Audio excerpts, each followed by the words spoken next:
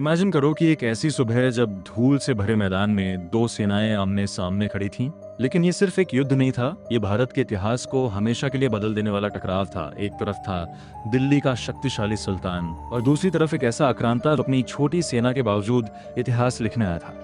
और सबसे हैरान करने वाली बात यह थी कि इस युद्ध का नतीजा सिर्फ तलवारों से नहीं बल्कि दिमाग और नई टेक्नोलॉजी से तय होने वाला था। ये कहानी है फर्स्ट बैटल ऑफ पानीपत की, जो 21 अप्रैल 1526 को लड़ा गया था। यह सिर्फ एक युद्ध नहीं था बल्कि एक टर्निंग पॉइंट था जिसने भारत की सत्ता, युद्ध की तकनीक और आने वाले 300 सालों के इतिहास को पूरी तरह बदल दिया। एक तरफ था इब्राहिम लोदी, जिसकी विशाल सेना और हाथियों की ताकत पर उसे पूरा भरोसा था, और दूसरी तरफ था बाबर, जो काबुल से आया एक ऐसा योद्धा था जिसके पास संख्या कम थी लेकिन स्ट्रैटेजी और टेक्नोलॉजी अनमैच थी। और यही फर्क इस कहानी को मिस्टीरियस और फैसिनेटिंग बना देता है। उस समय भारत में दिल्ली सल्तनत का शासन था और लोदी वंश अपनी सत्ता के अंतिम दौर में था। इब्राहिम लोदी एक शक्तिशाली लेकिन कठोर शासक माना जाता था, जिसके अपने ही सरदार उससे नाराज थे।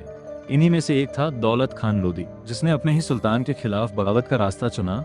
और यहीं से कहानी में एक अनएक्सपेक्टेड मोड़ आता है। काबुल में बैठा बाबर पहले से ही भारत की धन संपदा और उपजाऊ जमीन से आकर्षित था, लेकिन उसे एक सही मौका चाहिए था। और जब उसे भारत के अंदर से ही आमंत्रण मिला तो उसने इसे अपने एम्पायर बिल्डिंग मिशन का परफेक्ट अवसर समझा।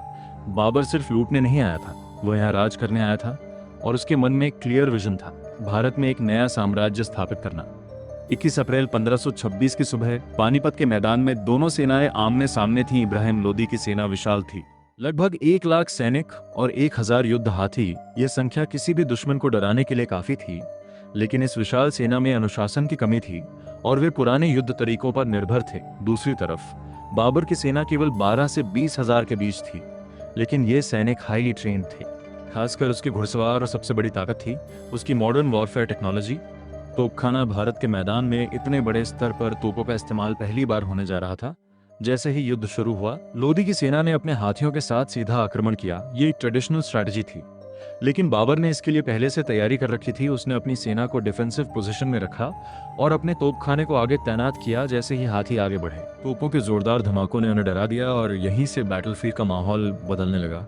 हाथी बेकाबू होकर अपनी ही सेना को कुचलने लगे, केओस फैल गया, और यही वो मोमेंट था जिसने युद्ध का रुख मोड़ दिया। लेकिन सवाल यह है कि क्या सिर्फ तोपों की वजह से बाबर जीता या इसके पीछे कुछ और भी था। दरअसल बाबर ने इस युद्ध में 2 ऐसी रणनीतियां इस्तेमाल की थीं जो भारत के लिए बिल्कुल नहीं थी। पहली थी तुलुगमा स्ट्रैटेजी। इसमें उसने अपनी सेना को 3 हिस्सों में बांटा, दायां बायां और केंद्र। जैसे ही दुश्मन सामने से हमला करता, उसके किनारों की टुकड़ियां घूमकर दुश्मन को पीछे से घेर लेती थी। यह एक परफेक्ट एनसर्कलमेंट स्ट्रैटेजी थी। दूसरी थी अराबा सिस्टम। बाबर ने सैकड़ों गाड़ियों को चमड़े की रस्सियों से जोड़कर एक मजबूत बैरिकेड बना लिया था। इसके पीछे उसके सैनिक और तोपें सुरक्षित थीं और वे लगातार दुश्मन पर हमला कर रहे थे। ये कॉम्बिनेशन डिफेंस और अटैक का उस समय के लिए रेवोल्यूशनरी था। इब्राहिम लोदी की सेना इस तरह के युद्ध के लिए तैयार ही नहीं थी। वे ट्रेडिशनल तरीके से लड़ रहे थे, जबकि बाबर फ्यूचर की वॉरफेयर टेक्नोलॉजी लेकर आया था। और यही मिसमैच इस युद्ध को एक मिस्ट्री बना देता है कि इतनी बड़ी सेना इतनी जल्दी कैसे हार गई।